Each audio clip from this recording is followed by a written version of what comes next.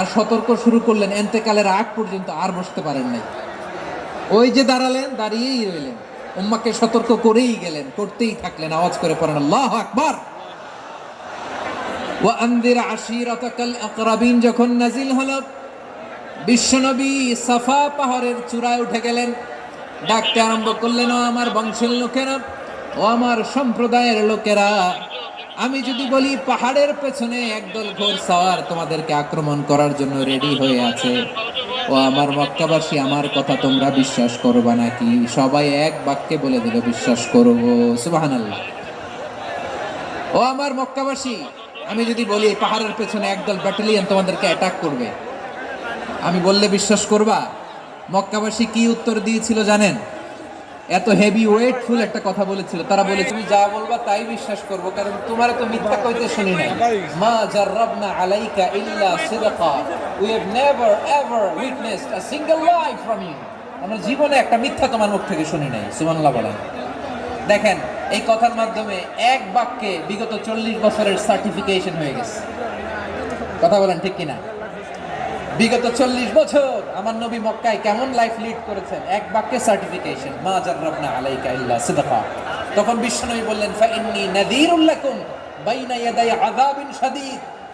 যদি আমার কথা বিশ্বাস করো তাহলে জেনে রাখো, যদি মূর্তি পূজা আর এই শিরকি কর্মকাণ্ড ছেড়ে না দিয়ে এক আল্লাহর পথে ফিরে না আসো, কঠিন আযাব তোমাদের জন্য অপেক্ষা করছে। আওয়াজ করে পড়েন আল্লাহু আকবার।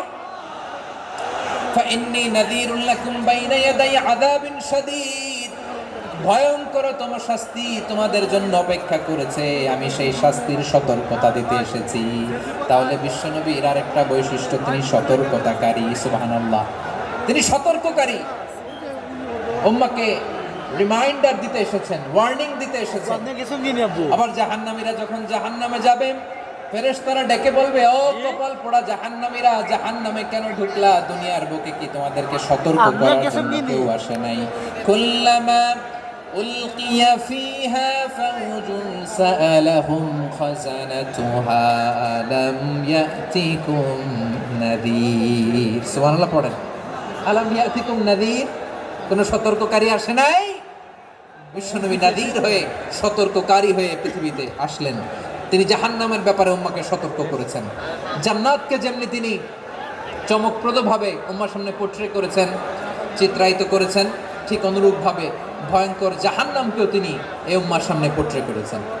জাহান্নামকে কিভাবে বিশ্বনবী উম্মার সামনে পোট্রে করলেন, চিত্রায়িত করলেন, শুনতে মনে চায়? সিলেটবাসী শুনতে মনে চায়? জান্নাতের কথা শুনে যেমনি জান্নাতে যাওয়ার ব্যাপারে আপনারা আগ্রহী হয়েছেন, জান্নাতের নাজ নেয়ামতের কথা শুনে, জান্নাতের ফিচার শুনে যেমনি জান্নাতে যাওয়ার ব্যাপারে আমরা উদ্বেলিত হয়েছি, উচ্ছ্বসিত হয়েছি, জাহান্নামের কথা শুনলে কিন্তু আমাদের কলিজা কেঁপে উঠবে। কিভাবে বিশ্বনবী পোট্রে করলেন? বিশ্বনবী বলেন, নারুকুম হাযিহিল্লাতী ইউকিদু ইবনু আদম জুজউন মিন ৭০ জুজআন মিন হাররি জাহান্নাম। ও আমার উম্মতেরা, তোমরা যে রান্নাঘরে যে আগুন দিয়ে রান্না করো, তোমরা কি ভেবেছো জাহান্নামের আগুন ওই রান্নাঘরের আগুনের মতো না? আপনারা কিচেনে যে রান্না করেন, রান্নাঘরের আগুন আর জাহান্নামের আগুন তো একই না? সিলেটের ভাইরা বুঝে থাকলে উত্তর দেন। কিচেনের রান্নাঘরের আগুন আর জাহান্নামের আগুন এক না? একরকম? বিশ্বনবী বলেন, জুজউন মিন ৭০ জুজআন মিন হাররি জাহান্নাম। জাহান্নামের আগুন দুনিয়ার আগুনের চেয়ে কমপক্ষে ৭০ গুণ বেশি তেজওয়ালা। জাহান্নামের আগুনকে আল্লাহ নাম দিয়েছেন নারুল্লাহ। এটা আল্লাহর আগুন, নারুল্লাহিল মুকাদা আল্লাতী তাত্তালিউ আলাল আফইদা, যেটা কলিজার মধ্যে যে ধরে যায়। দুনিয়ার আগুন হাতে লাগলে হাত জ্বলে, পায়ে লাগলে পা জ্বলে। জাহান্নামের আগুন দেহের যেই জায়গায় লাগুক না কেন, সাথে সাথে কলিজাটা জ্বলে ছাই হয়ে যাবে। নারুল্লাহিল মুকাদা আল্লাতী তাত্তালিউ আলাল আফইদা। জাহান্নামের আগুন গায়ে লাগলে আপনার কলিজা পুড়ে ছাই হয়ে যাবে। ওই জাহান্নামে আমরা যেতে চাই? আমরা তো সবাই মিলে নাশিদ গাইলাম, জান্নাতে আমরা একা যাব না, সবাই মিলে যাব। ওই জাহান্নাম থেকেও সবাই মিলে বাঁচার দরকার আছে না নাই?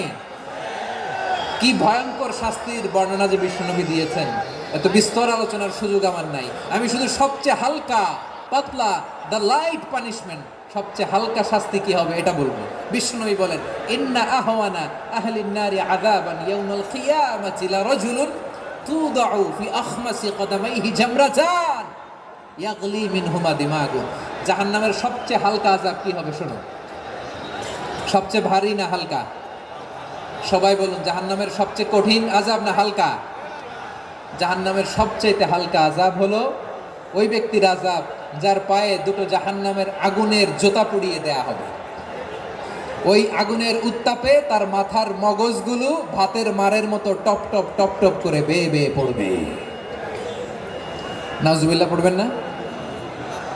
আচ্ছা প্রিয় সিলেট, আওয়াজ করে বলেন, এইটা যদি সবচেয়ে লাইট পানিশমেন্ট হয়, সবচেয়ে হালকা পাতলা সহনীয় আযাব যদি হয়, তাহলে ভয়ঙ্কর তোমার আযাবের কি অবস্থা হবে?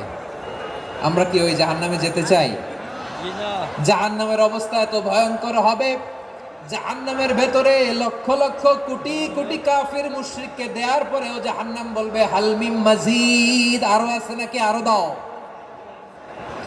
কোটি কোটি কাফেরের দল, মুশরিকের দল, সীমা লঙ্ঘনকারী দল, তাদেরকে যখন জাহান্নামে ফেলা হবে, বড় বড় পাথর খণ্ড জাহান্নামে ফেলা হবে, তারপরও জাহান্নাম বলবে হালমিম মাজিদ, আরো আছে নাকি, দাও, আরো দাও, আরো দাও।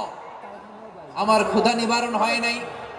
জাহান্নামে তো উত্তপ্ত হবে, জ্বলন্ত হবে, ভয়ঙ্কর হবে। জাহান্নামের এক অংশ আরেক অংশকে খেয়ে ফেলবে। আল্লাহু আকবার। ফেরেশতারাও টালমাটাল হয়ে যাবে। জাহান্নামের রক্ষী ফেরেশতারা কি করবে তারা নিজেরাও বুঝতে পারবে না।